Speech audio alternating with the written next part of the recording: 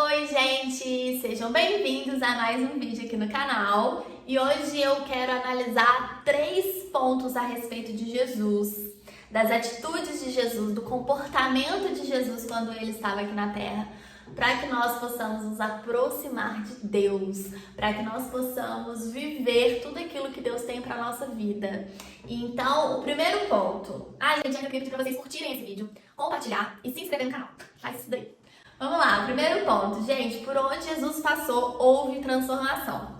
Jesus nunca deixou ninguém para trás. Isso precisa estar claro na nossa mente, porque quando a gente anda com Jesus, quando Jesus está na nossa causa, no nosso barco, Ele nunca vai nos deixar para trás. Ele tem o tempo, Deus tem o tempo dele, tem a forma dele. Como ele vai agir, só ele sabe o como, mas ele vai agir, nós precisamos ter fé, porque quando Jesus estava aqui, gente, Jesus nunca deixava ninguém para trás. Não tem nenhuma situação na Bíblia que você vê que, Jesus passou por um leproso e não fez nada e passou direto. Não tem. Jesus, ele sempre curava, ele sempre ministrava algo, ou era uma multiplicação dos pães e dos peixes, ou era provisão de dinheiro para pagar imposto, ou era cura. Jesus estava sempre fazendo algo na vida daqueles que ele estava passando. E o mais curioso, gente, é que Jesus não olhava, esse daqui tá me procurando só para ser curado. Esse daqui não, esse aqui é meu discípulo, ele me quer não só para o que eu posso fazer, mas também para me servir, para me seguir. Não, ele simplesmente fazia, ele agia, porque o poder estava sobre ele. E Jesus é Deus e ele nunca conseguia passar por uma situação e ignorar aquela situação. Então não é na sua vida ou na minha, não é nos dias de hoje que Deus vai ignorar uma situação. Deus se importa com os detalhes e Ele se importa com os detalhes da sua vida e Ele nunca vai passar por uma situação e não vai haver transformação. Às vezes não é no nosso tempo, mas aquela transformação ela já está acontecendo, mas no tempo certo você vai conseguir contemplar, visualizar tudo que Deus estava fazendo. Tanto, gente, que quando Jesus ele é crucificado, os 2 ladrões, né? Ele tinha 2 ladrões sendo crucificados ao lado dele. Jesus foi o primeiro a morrer. E eu acredito que se os ladrões tivessem morrido antes, Jesus ia ressuscitar eles, porque não teve nenhuma situação que Jesus viu um morto e não ressuscitou. Jesus ele estava sempre agindo em todas as circunstâncias. Então, se Jesus está no seu barco, se Jesus está na sua causa, você pode ter certeza que vai haver transformação. Segundo ponto, gente, em vários momentos da Bíblia, Jesus pergunta para o enfermo: o que queres que eu te faça? O que você precisa? E aquele enfermo vai e fala: mas Deus já sabe o que a gente precisa. Deus já sabe o que eu preciso, eu não preciso falar. Sim, Jesus é Deus, ele já sabia o que o enfermo precisava, ele já sabia o que cada um pensava, só que ele queria ouvir. Deus quer que você peça, Deus quer que você fale. E olha só, lá em Marcos 10, 51, então Jesus lhe perguntou: que queres que eu te faça? O cego respondeu: mestre, que eu veja. Para mim, gente, o mistério, o mais legal desse versículo tá na resposta do enfermo. Porque Jesus, ele tá sempre nos perguntando: o que queres que eu te faça? Deus quer que a gente abra a boca e peça. Mas quando o enfermo pede, ele simplesmente fala: mestre, que eu veja. Ele é simples, ele é objetivo, ele é claro, ele é direto. E é isso que a gente precisa para o nosso relacionamento com Deus: sermos breves, sermos transparentes, mas sermos práticos, objetivos. A Joyce Meyer, ela sempre fala isso: peça o que você precisa para Deus com o menor número de palavras que você conseguir. Por quê? Assim você vai estar sendo o mais claro possível, até para nossa mente, para a gente entender o que a gente quer receber e ficar claro para a gente conseguir praticar a nossa fé, para a gente poder saber exatamente o que a gente está esperando de Deus. A gente precisa dessa clareza nas nossas petições. Então seja claro com Deus. Ele foi claro e objetivo, ele foi prático. Ele chamou Deus de mestre, ele sabe que só ele pode fazer. Mas ele foi muito breve, ele foi muito claro, muito simples. E Jesus disse: vá, a tua fé te curou. Então, o que curou esse enfermo foi a fé dele. E a gente entra no ponto número 1 que eu trouxe. Que por onde Jesus passa, há transformação, há cura. E é a nossa fé que vai fazer a gente viver essa transformação e essa cura.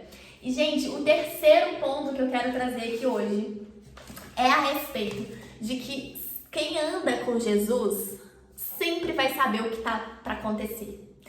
Não tem como você andar com Jesus e você ser pego de surpresa numa situação na sua vida sem você imaginar que aquilo fosse acontecer. Então, ande com Jesus, ande com Deus. Esteja próximo, estreite o seu relacionamento, escuta o que Deus está te falando, aperfeiçoa esse discernimento de entender o que Deus está falando com você. O que Deus está falando com você através desse vídeo? Em qual área você está sendo ministrado? Em que você pensou hoje durante o seu dia que você acha que esse vídeo está sendo uma resposta para você? E assim, você precisa estar sempre atento no que Deus está falando com você, no que Deus está mostrando para você.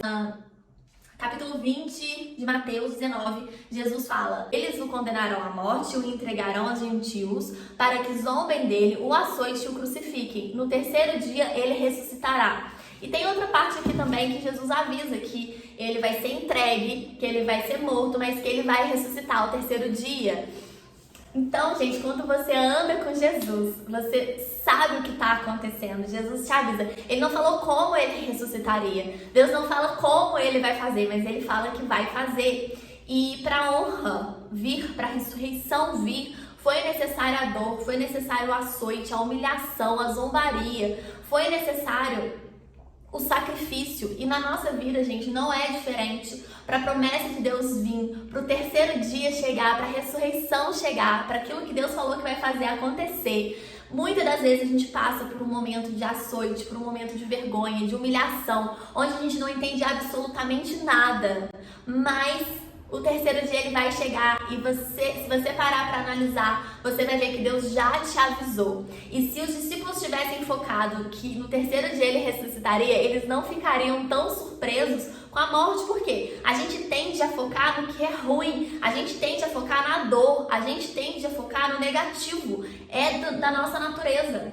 Então a gente tem que fazer um esforço para buscar focar naquilo que Deus já falou que vai fazer, na luz que está por trás daquela situação, na parte boa, na promessa, na ressurreição, no terceiro dia. Por quê? Porque quando eles viram Jesus passando por tudo aquilo, se eles tivessem mantido em mente, ele vai ressuscitar no terceiro dia, ele vai ressuscitar no terceiro dia, eles não teriam sofrido tanto ou ficado às vezes até incrédulos ali com aquela situação toda, né?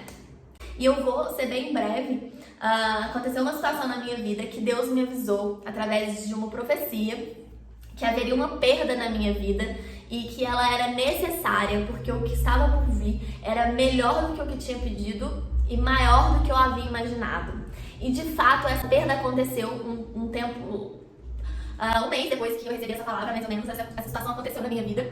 E por muitas vezes eu me via pegada e olhando só para aquela situação da perda, da dor, da ruptura, daquela situação específica. Mas se eu tivesse o tempo todo focado que Deus disse que era necessário, porque o que estava para vir era melhor, que ia haver ressurreição, né? No caso, restituição, eu não teria focado e nem sofrido nessa situação. Não teria, às vezes, deixado essa situação ganhar uma proporção maior, ela ficaria menor, e assim foi nesse tempo. Às vezes, se os discípulos tivessem escutado, prestado atenção no que Jesus estava falando, e na hora daquela situação focado na parte boa, não, mas né, a ressurreição vai vir, tudo teria sido diferente, né? Aquela situação toda, ela teria sido vista por um outro ângulo. Então, se você está passando por uma situação de dor, de açoite, de vergonha, de zombaria, mas Jesus já te falou que tem algo bom que vai vir através disso, tem algo bom para sua vida, foque no que Jesus está falando, foque no terceiro dia. Tudo que a gente foca expande, tudo que a gente dá atenção cresce. A Bíblia diz em Provérbios que a nossa vida se dá através dos nossos pensamentos. Então vamos focar os nossos pensamentos naquilo que Jesus já falou que vai fazer. E crer, né? A palavra fala crer somente. Quando os discípulos estavam com Jesus e João, eles perguntaram para Jesus: Jesus, qual é o nosso trabalho? E Jesus respondeu: o trabalho de vocês é crer naquele que me enviou. Então esse é o nosso trabalho. crer e aperfeiçoar a nossa fé. Porque com a nossa fé a gente vive todas essas características que Jesus deixou marcada aqui pra gente, né? Tanto o primeiro ponto, que é da gente saber que se Jesus está na nossa situação e a gente tiver fé, vai haver milagre, vai haver cura e provisão e multiplicação. No segundo ponto, de nós pedirmos para Deus o que a gente quer de forma clara, falarmos com Ele e saber que a nossa fé vai fazer nós recebermos isso. E nesse terceiro ponto, de focarmos no terceiro dia, de focarmos no que Jesus já falou que vai fazer. Então fica aqui mais essa mensagem e até o próximo vídeo. Não esquece de curtir.